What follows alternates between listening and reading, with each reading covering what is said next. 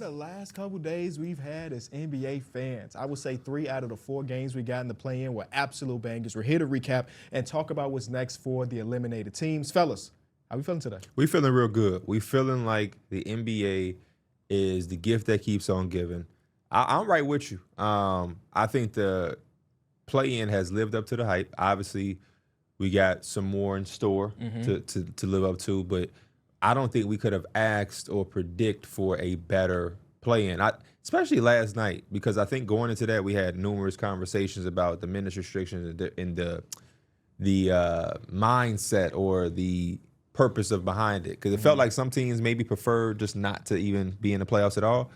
But no, every team came, battled. We had some drama. We had some overtime.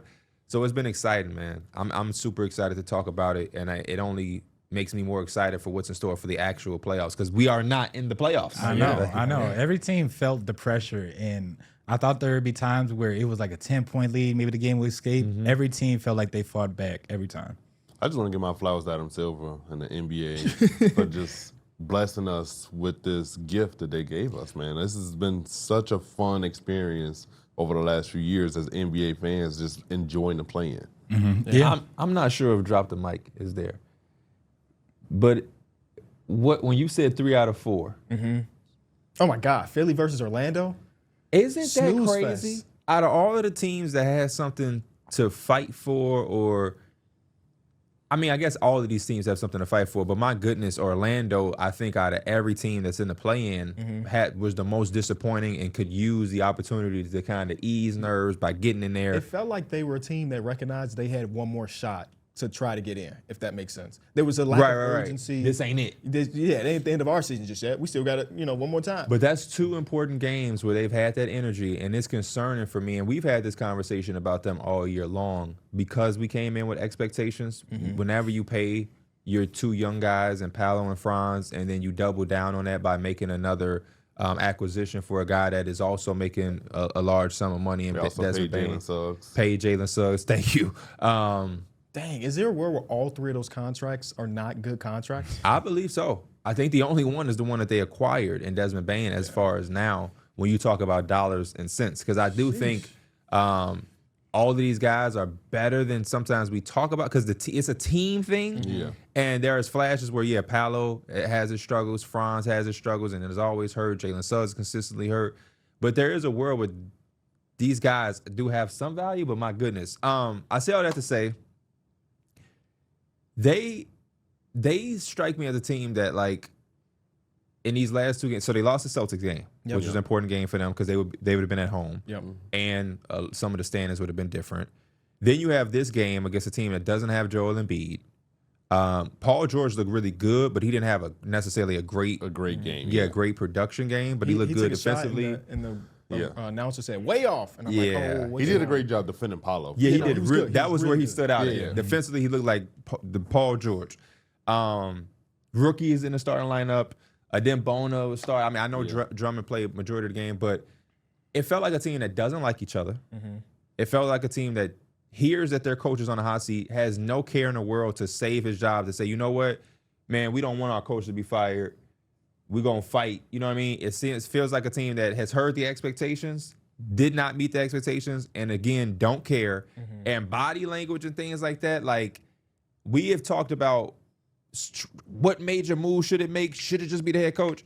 Yo, I wouldn't be mad if they traded everything. Is how I feel. The Celtics game and now this Sixers game, and hopefully, they can make something happen in this. I wouldn't trust it. You talking about this last playing game? Against Charlotte? No. I pray they lose by 40. I want them out of. I don't want to watch them. No. Y'all know we all going for the Hornets. Okay. I'm saying I hope that they don't look that same way. Oh, okay. Because like in a perfect world for a Magic fan, you lose these 2 games, but they didn't like the coach. But if y'all looking like y'all don't like each other, if y'all looking like y'all don't have no heart, if nobody care, then this won't be fixed. Just getting Jamal Mosley out of the building will not be enough. I'm telling you right now. It just won't be, especially when some of the Mike Malone went to UNC. Maybe this is why. maybe some of these He's like, I people don't want are nothing to seeing do some with this. things that we didn't see. I think the thing that will happen is that they'll get rid of Mosley and they won't make that major decision until, let's say, if we're in February of next season and it still ain't working, then we'll hear some real rumors about those top two guys at least. But I get exactly what you're saying, P. It was one of them games where, you know, you listen to podcasts and read articles leading up to it.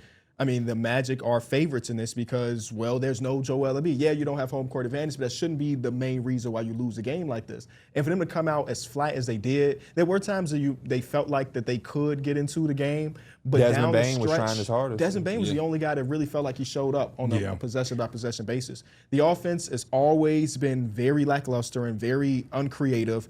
There are times where Paolo Becerra don't have it on any of the three levels. You know, sometimes you get to the basket, you can finish, or the midi is hitting, but none of that was working. Nobody was moving off the ball except for Jamal Cain, who came off the bench. He had a couple backdoor cuts.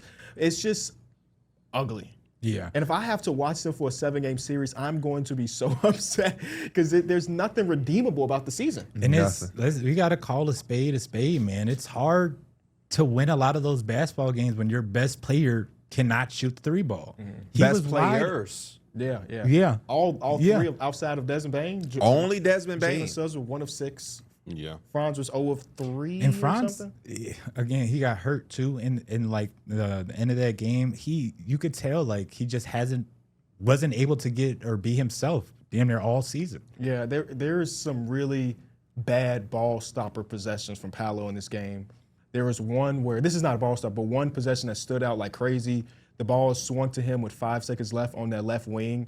Not a 76er player within 5 or 6 feet of him. And instead of taking the three, which is not, you know, he's a 30% three-point shooter, but instead of taking the open three with the shot clock winding down, he did a 2-dribble pull-up into somebody and airballed it. I'm just like, those are the type of possessions that the people that aren't fan of Paolo will say, like, that is the thing that is differentiating him from being, you know, the guy that we thought he would be going into the season. So it's just, you know, the Franz thing, him bumping knees with Wendell Carter is just one of them freak things. But the whole season has been a bunch of freak things for Franz Wagner. He hasn't looked the normal. Jalen Suggs will have a game where he had 3 threes, and the next game he can't hit the side of the backboard if he wanted to. It's just all over the place. Jamal Cain being, you know, the first guy off the bench was like, surprised the hell out of me, but he gave them a lot of energy. That's really what it was about, I think. I think it is about the effort and the energy aspect of it for them. AB came back from his injury. He ain't looked like the guy that was, you know, averaging 18, 19 points per game during that stretch. Shout out to the 76ers. They still don't make outside shots. Yep. I feel like that was a conversation. I know that has been exhausted. But yeah, I mean, I would, even Sam Vecini from The Athletic had tweeted out, who I rock with, shout out to Sam. He was saying that, like, you know, he understands what people have to say about Paolo, the Magic and everything like that, but he really, really, really wanted to see this group with a creative offensive coach. And I understand people with that perspective. I'm not solely against that, but some of the things we've seen in a year with expectations and how below these expectations have fallen and the effort at this point of the season, this is the time when you could salvage it as a locker room, where it's like, we just want to make sure we put some type of integrity into the season. That Celtics loss is so memorable. And then to double down on it with a 76ers loss, and then now you're on the brinks of doing what a lot of people say is the hardest thing to do, is to lose 2 games. And with these circumstances, it's almost as hard as to win 2 games in these circumstances. Because it's just like, this is a team that we didn't even think any chance would be in this position at all to begin with. Yeah. It leads to signs of some type of move outside of firing the coach had to be made. Whether that doesn't mean that Paolo or Franz got to be traded, even though they will dominate the talks. But again, here we are with the 3rd or 4th season in a row talking about outside shooting. Yeah, I was saying, it don't matter who walked through that door. That's not gonna just have Paolo shooting crazy from 3, and I don't think he needs to. But this team, again, they struggle to shoot so much that, like, coaching is not even an issue there. It's a lot of like internal things. Yeah. So at that point, it's a lot of look in the mirror type stuff for this team to kind of have the expectation that they did on the season. They did nothing but disappoint. I think a lot of teams passed expectations, but they were one of the teams that you looked at and there was nothing really to progress. I thought they had a really good offseason from their pickup, but Me too. didn't do anything. A lot of conversations have always leaned Franz or Paolo. And like as of today, which is what, the 16th or something? Yep. I don't know how you could be favorable of any of either one. I don't really have the confidence like that. You would have to bring in a coach that has, I guess, that can unlock some things, but I don't understand how that is an argument where you're trying to pick. If it's me, give me Desmond Bane as for right now, right? Because I know Franz had an injury plagued season, but with the Orlando Magic, that's also a thing where they're constantly hurt. Last year it was Paolo and Franz. You know what I mean? So and Suggs. And this year, Paolo was a little bit more healthy, but it was Franz and Suggs again, and Anthony Black this time. Wendell Carter has had his fair share of injury history. So, I thought it was a blessing that Desmond Bane was one of the 4 guys to start all 82. But yeah, man, I don't know. I don't know.